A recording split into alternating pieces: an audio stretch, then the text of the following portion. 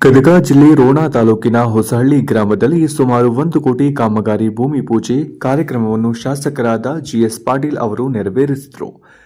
ರೋಣ ತಾಲೂಕಿನ ಹೊಸಹಳ್ಳಿ ಗ್ರಾಮದಲ್ಲಿ ರು 70 ಲಕ್ಷಗಳ ವೆಚ್ಚದಲ್ಲಿ ಸಿಸಿ ರಸ್ತೆ ನಿರ್ಮಾಣ ಕಾಮಗಾರಿಯ ಭೂಮಿ ಪೂಜೆ, ರು 11 ಲಕ್ಷಗಳ ವೆಚ್ಚದಲ್ಲಿ ರಸ್ತೆ ಸುಧಾರಣೆ ಕಾಮಗಾರಿಯ ಭೂಮಿ ಪೂಜೆ, ರು 15 ಲಕ್ಷಗಳ ವೆಚ್ಚದಲ್ಲಿ ಗ್ರಂಥಾಲಯ ಕಟ್ಟಡ ನಿರ್ಮಾಣ ಭೂಮಿ ಪೂಜೆ ಕಾಮಗಾರಿಗೆ ಚಾಲನೆ ನೀಡಿದರು.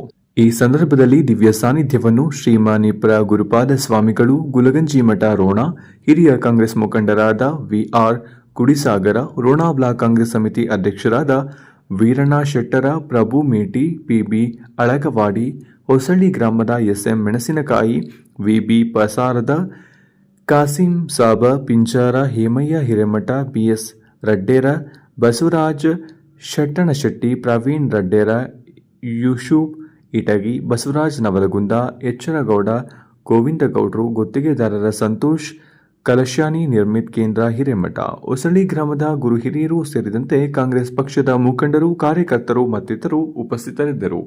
ವರದಿ ರುದ್ರಪ್ಪ ಹೆಬ್ಬಳ್ಳಿ, ರೋಣ.